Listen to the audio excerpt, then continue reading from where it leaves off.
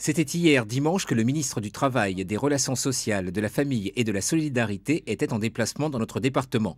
Au programme de cette courte halte, une rencontre avec les membres de l'UMP Guadeloupe, à l'exception de sa présidente, suivie d'une visite du centre de gérontologie du Rézet. L'occasion pour le ministre de faire le point sur la situation du centre et de proposer l'aide de l'État sur certains points. Si je suis venu ici aujourd'hui, c'est pour vous dire que j'ai bien conscience qu'ici à la Guadeloupe, la solidarité familiale, ça existe et ça compte. C'est vrai. Mais la solidarité nationale elle doit aussi être là davantage. Parce que si on regarde de loin la Guadeloupe, on se dit il y a la solidarité familiale, donc il n'y a besoin de rien. Ce serait une erreur de penser cela.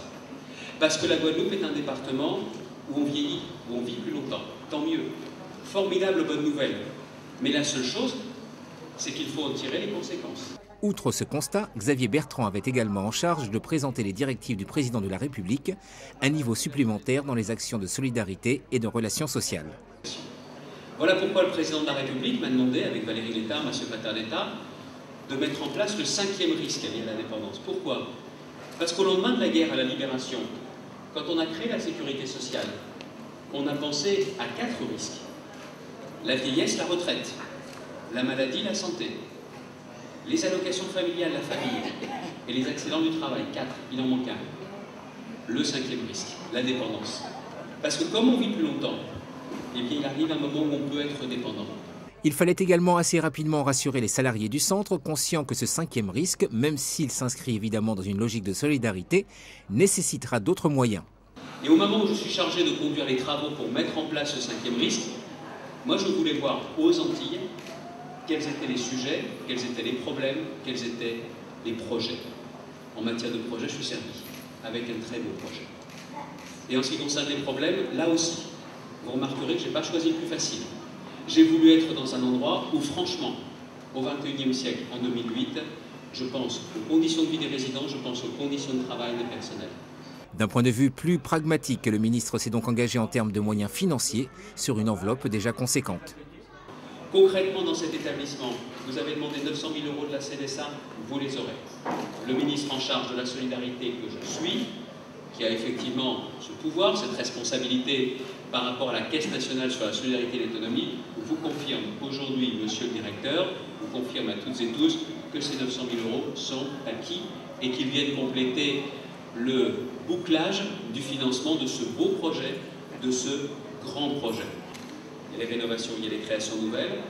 L'État s'engage, et je vous le dis officiellement, sur 150 places par an. 150 places par an. Ce qui veut dire aussi un effort de 9,6 millions d'euros. Je suis même prêt à aller au-delà si vous le souhaitez. Mais il faut qu'on lève tous les verrous administratifs qui peuvent exister. Tous les verrous qui peuvent exister, qui font qu'aujourd'hui les projets mettent du temps à sortir. Je pourrais vous en annoncer 200. Mais à quoi ça sert de vous en annoncer 200 si on est capable d'en faire que 150? On donne de faux espoirs. Autant dire que le ministre aura su écouter et entendre les doléances des personnels du centre, du moins il aura pris le temps pour, malgré un planning assez chargé. Nous avons évoqué 2 points qui sont essentiels pour nous. C'est la continuité du service au niveau de cet établissement, la continuité de la qualité des prestations des personnes âgées et la reconstruction. Qu'est-ce qui vous a été répondu alors par rapport à vos doléances? Par rapport aux doléances, s'agissant de la continuité, du fonctionnement de cet établissement, il nous a été répondu qu'une étude sera faite s'agissant du manque de soignants, s'agissant des moyens qui doivent être alloués à cet établissement de manière que les prestations soient bonnes et que les conditions de travail puissent être bien, ainsi que la qualité de vie des travailleurs.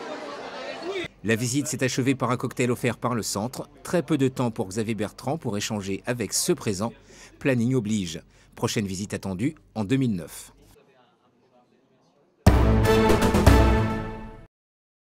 Xavier Bertrand aura mis sa double casquette pour cette visite. En dehors de sa visite ministérielle, c'est en secrétaire général adjoint de l'UMP que ce dernier rencontrait les dirigeants et militants du parti. Une occasion pour tenter de remettre les choses dans l'ordre. À l'UMP en Guadeloupe, ça doit mieux fonctionner, ça doit mieux travailler. À ça, je vous le confirme. Je vous le confirme. Je vous confirme qu'effectivement, il faut mieux travailler, il faut plus travailler.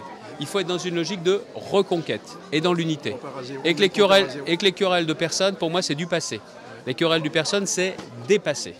Et ce que je suis aussi indiqué, très concrètement, c'est qu'on va dans une stratégie de reconquête avec des militants qui vont avoir davantage de pouvoir et de responsabilité. Aux responsables du Parti national de rappeler tout de même que ce sont les militants guadeloupéens qui devront élire leur tête de liste et qu'aucune directive ne devrait venir de Paris. C'est plus Paris qui décidera à leur place. C'est plus à Paris qu'on choisira la tête de liste. Ce sont les militants qui choisiront la tête de liste pour les élections régionales. Et il y avait, avec Marie-Luce Pinchard qui m'accompagnait, qui est la secrétaire nationale à l'Outre-mer, qui connaît bien la Guadeloupe. Il y avait effectivement un véritable enthousiasme. Plus de 600 militants qui étaient présents. Certains n'ont pas pu venir parce que la salle n'était pas assez grande. Et ça montre une chose, c'est qu'on est sur la même longueur d'onde. Ils veulent plus de démocratie dans le mouvement. Ils veulent davantage se faire entendre. Mais moi, je leur portais aussi un message du président de la République. On a besoin d'eux. À la Fédération guadeloupéenne du Parti socialiste de s'interroger sur le double aspect du voyage du ministre, qui, selon elle, a essentiellement le but de remettre de l'ordre au sein de la droite guadeloupéenne et que la visite du centre ne servirait qu'à maquiller un vrai faux voyage ministériel. Ils ont que ça à dire, le PS local? Eh ben, dis donc, ils ont que ça à dire. PS, ça veut dire quoi? Polémique stupide? C'est bien ça que ça veut dire, PS? Je me disais bien que ça devait vouloir dire ça, ça ne veut pas dire Parti socialiste. Une chose est certaine, c'est pas efficace. 150 places par an, en plus pour les personnes âgées, non mais de qui ils se moquent? Moi je crois d'ailleurs ici qu'il y a des élus de toute sensibilité, ils voient dans quel sens on travaille, l'intérêt général. Alors vous voyez que je vous dise une chose, je crois qu'on a un Parti socialiste ici qui est comme le Parti socialiste au niveau national. Pour le secrétaire général adjoint de l'UMP, les choses sont claires. Une politique a été décidée par le président de la République, appliquée par le Premier ministre, avec l'appui de tout son gouvernement, sans faux semblant. Que le président de la République a été très clair. Que le moment des réformes est engagé et que le temps de changer de gouvernement n'est pas venu.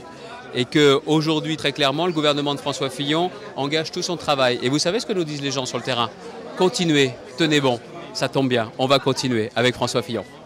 C'est sans plus de détails que le secrétaire général adjoint de l'UMP a quitté notre département avec toutefois des directives bien claires en direction des membres de l'UMP Guadeloupe.